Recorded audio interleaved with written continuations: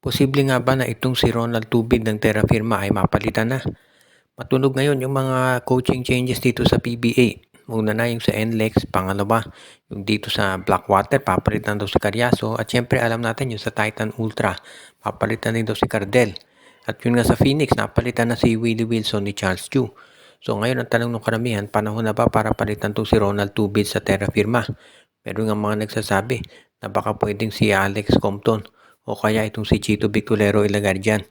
Pero sa ngayon kasi mukhang itong Terra Firma sa tingin ko, kahit palitan ng coach yan, hindi rin magbabago yung sitwasyon dahil ang problema talaga dyan management, yung pag-handle nila ng team. Pero syempre meron pa rin mga usap-usapan na eventually daw itong si Ronald Tubid ay papalitan na at parang yung position niya dyan ay temporary lamang at naghahanap talaga sila nung papalit na coach dito. Kasi kung ang Blackwater nga balita ay papalitan si Carriazo, baka yung Terra Firma ganun din ang gawin. Depende na lamang syempre yan kung magkakaroon sila ng suitable candidate. At gaya nga nung nabanggit ko, ang problema naman talaga sa Terra Firma ay yung management, hindi yung coach. Nagkaroon na sila ng mahusay na coach dati, si Chito Victolero na coach dyan, maski na to si Chris Gavina. Ang problema lang talaga ay syempre kung pamimigay mo yung mga top players mo, pati draft picks, hindi ka talaga mananalo. Kaya yan ang nagiging problema dito sa Terra Firma Jeep. Kaya kahit sinong ilagay na coach dyan, sabi nga nila, kahit si Team Cone ang ilagay mo dyan, hindi yan mananalo. Ngayon, kung magbabago ng approach itong Terra Firma at talagang maging seryoso sila sa pag-build up ng team, wala tayong nakikitang problema dyan. Pagdating dito, sa pag-abot niyan, sa playoffs, humalay natin mag-champion.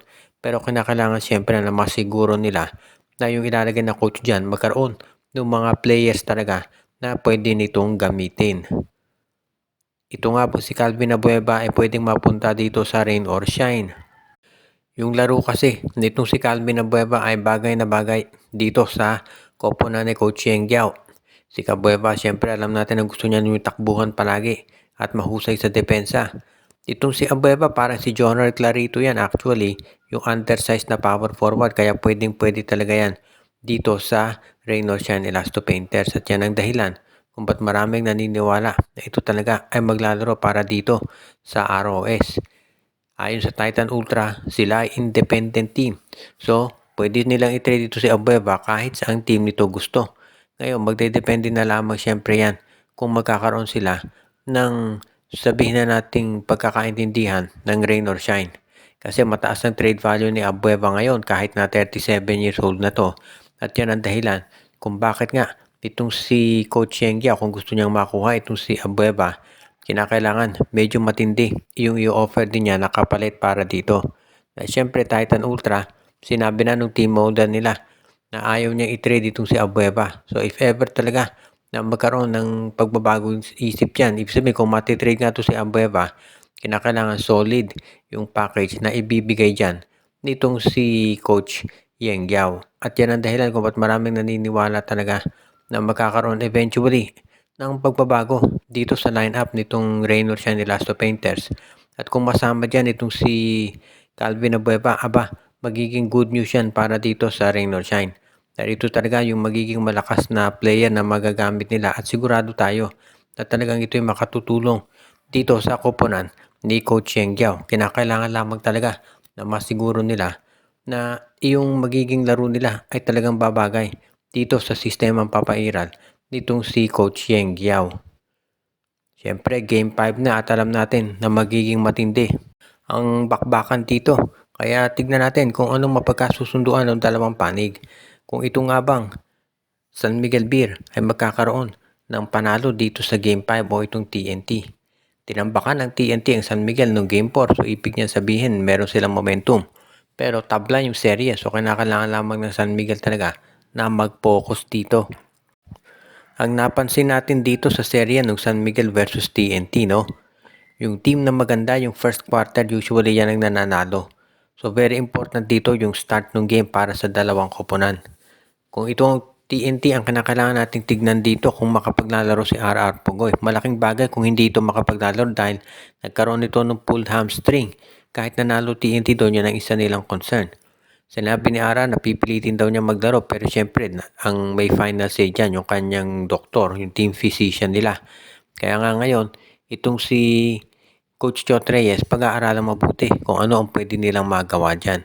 Pagdating naman sa San Miguel Beer, kumpleto naman yung lineup nila. Kinakailangan naman talaga ay mabigyan sila ng talagang magandang sabihin nating contribution sa iba't ibang players. Hindi po pwede na malimit ulit yung contribution nito si Marcio Lassiter at si Chris Ross.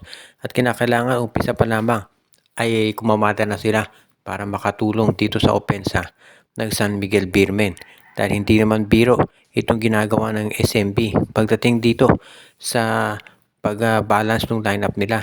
Siyempre, kinakailangan din makakuha ng contribution mula sa ibang mga players nila katulad nila Jericho Cruz.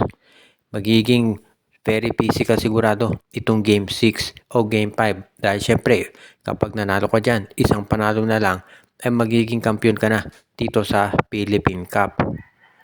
Ang Barangay Ginebra nga ba'y pinag-aaralan ng i-trade itong matagal na nilang favorite bench player na si Raymond Aguilar.